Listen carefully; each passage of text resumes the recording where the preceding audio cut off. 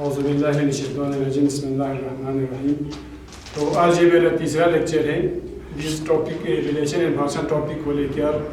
पहला और दूसरा लेक्चर में मैंने रिलेशन के बारे में, डिफिनेशन ऑफ रिलेशन और इसके टाइप्स के बारे में बताया था। तो थोड़ा सा कल वाले टॉपिक को थोड़ा रिकैप करते हैं हम। Relation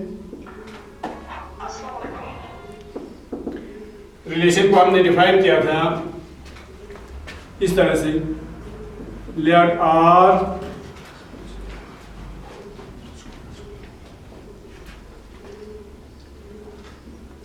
is a relation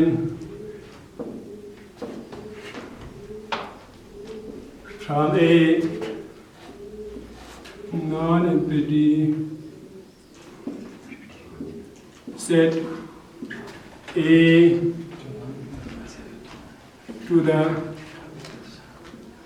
non-empty set B is an arbitrary subset of A cross B। तो इसको सिंपली हमने इस तरह से R is subset of A cross B, ये हमने कल डिफाइन किया था रिलेशन को। इसके बाद इसके टाइप्स के बारे में हमने डिफाइन किया था, टाइप्स ऑफ रिलेशन। उसमें मेन तीन चीज़ें जो है जो हमें एक्सरसाइज में काम आएगा।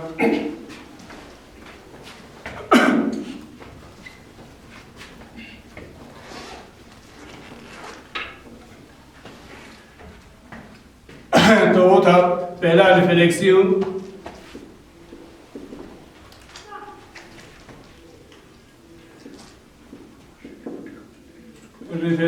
रिलेशन,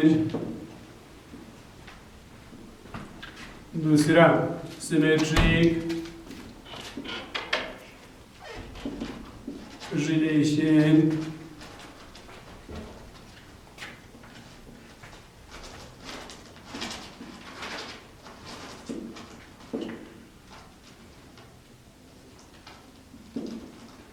और तीसरा हमने ट्रांजिटिव रिलेशन।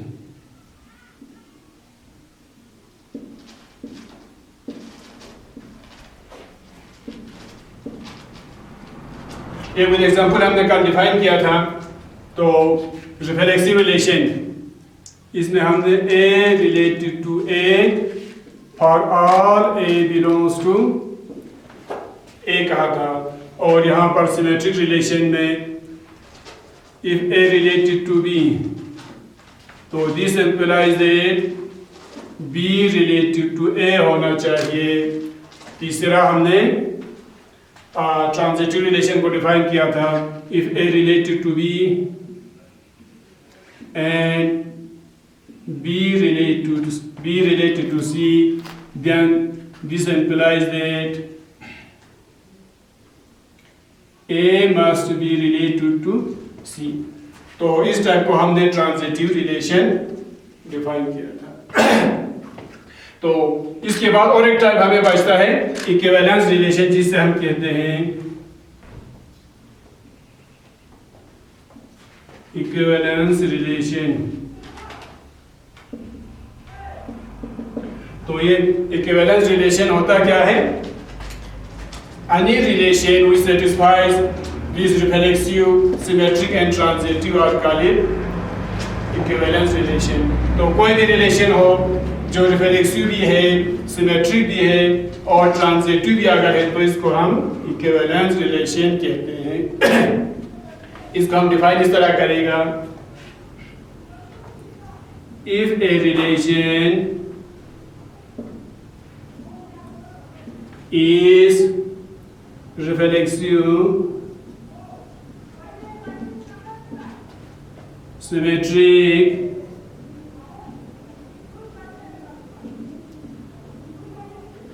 and transitive,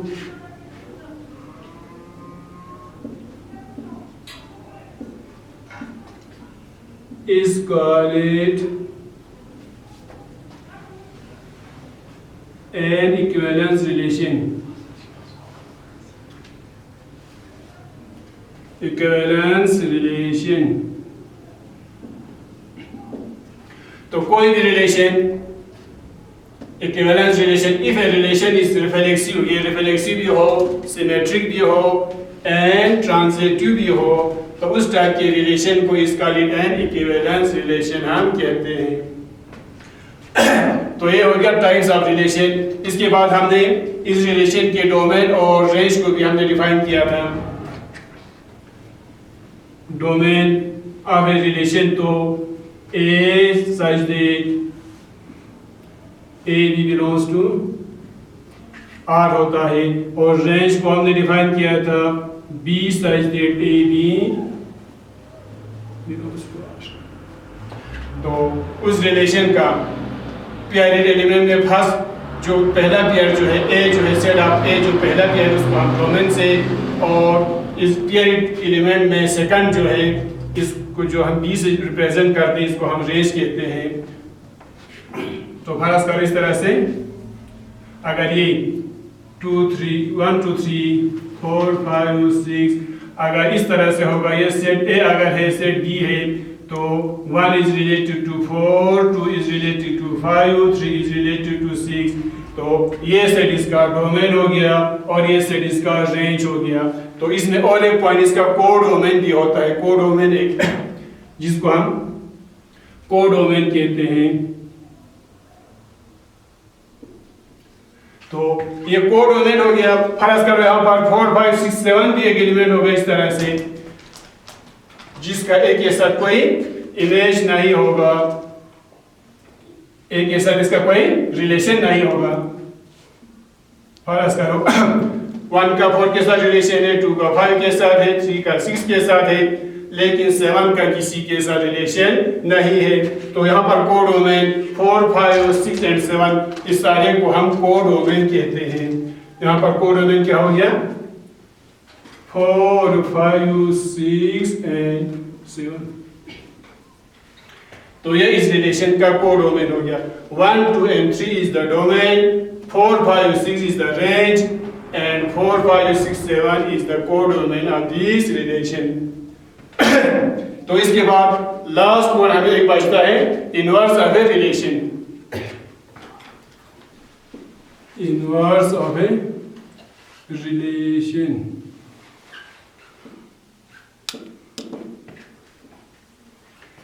तो ये इनवर्स ऑफ ए रिलेशन क्या होता है, फर्ज कर हम इस तरह कंसीडर करेगा।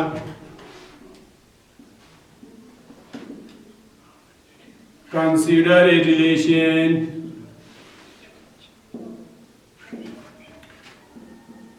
or in a set. Consider a relation from a set A, from a set A to the set B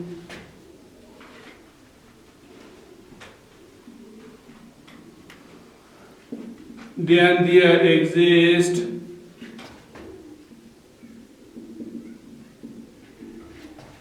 a relation denoted by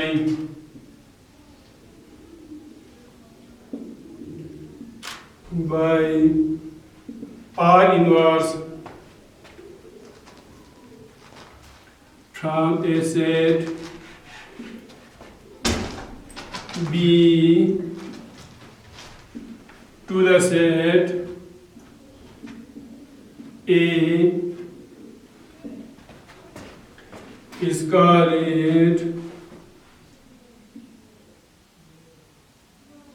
an inverse of a relation, and is denoted by R inverse. For example,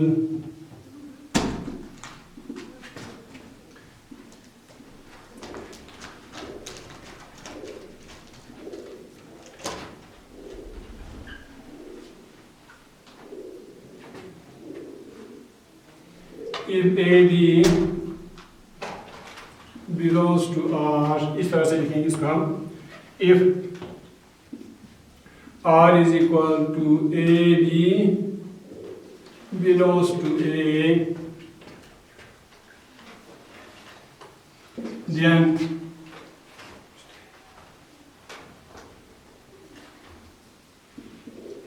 BA,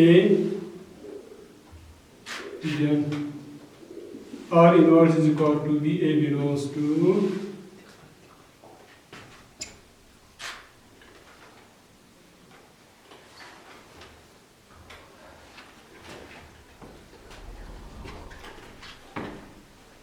तो इस तरह से inverse of relation क्या होता है, consider a relation R from a set A to the set B। हम दो relation को कहे, एक रिलेशन को कंसिडर करेंगे जिसमें सेट A जो है सेट A से सेट B की तरफ रिलेशन है, from a set A to the set B, then there exist a relation denoted by R inverse. तो वहां से एक दूसरा रिलेशन एग्जिस्ट होगा जिसको हम R इनवर्स से रिप्रेजेंट करेगा from a set B to the set A। अगर सेट A से सेट B की तरफ एक रिलेशन होगा तो सेट B से A की तरफ अगर सेट एक है उसको हम इनवर्स ऑफ ए रिलेशन कहते हैं, denoted by R inverse from a set B to the set A is called an inverse of a relation and is denoted by R inverse. For example, if R is equal to AB belongs to A, और हमारे पास एक relation है जिसमें ये AB जो है belongs to A, set A से belongs करता है AB, या belongs to R लिख सकता है यहाँ पर।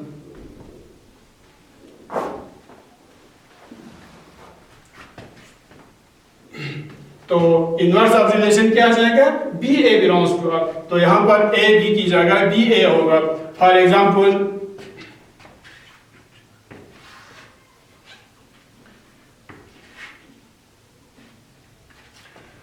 मिसाल हम इस तरह से ले लेंगे, let A is equal to 1 2, हमारे पास सेट एक है 1 2 3, तो इसमें relation R is equal to, फर्ज करो ये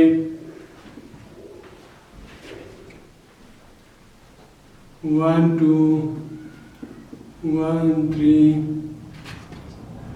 2 1,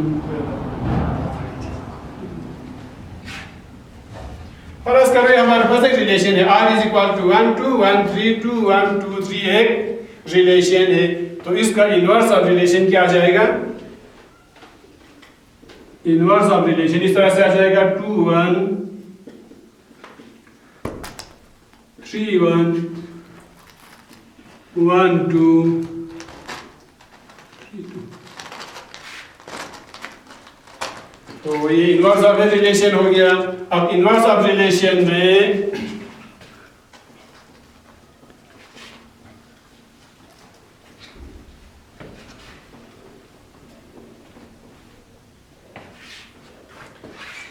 इनवर्स ऑफ रिलेशन में हम डोमेन और रेंज को कैसे रिप्रेजेंट करेगा, इस तरह से देखो,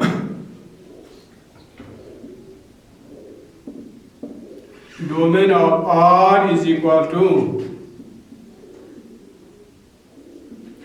रेंज ऑफ R इनवर्स होता है, और range of R is equal to domain of R inverse. यानी R का डोमेन जो है वो रेंज होता है इनवर्स का, R का रेंज जो है डोमेन होता है R इनवर्स का। इस तरह से अगर हमारे पास ये 1 2 1 4 3 5 इस तरह का कोई रिलेशन अगर है, तो इस तरह का कोई रिलेशन अगर है तो इस रिलेशन का डोमेन हो गया 1 1 और 3। तो 1 3 1 1 को लिखने की ज़रूरत नहीं है उसको दो बार। तो रेंज इसका आ जाएगा 2 4 और 5, 2 4 और 5। तो R इनवर्स में आर इनवर्स में देखो इसका रेंज जो है इसका डोमेन बनेगा आर इनवर्स का, तो ये 2 4 5 इसका आर इनवर्स का रेंज बन गया और इसका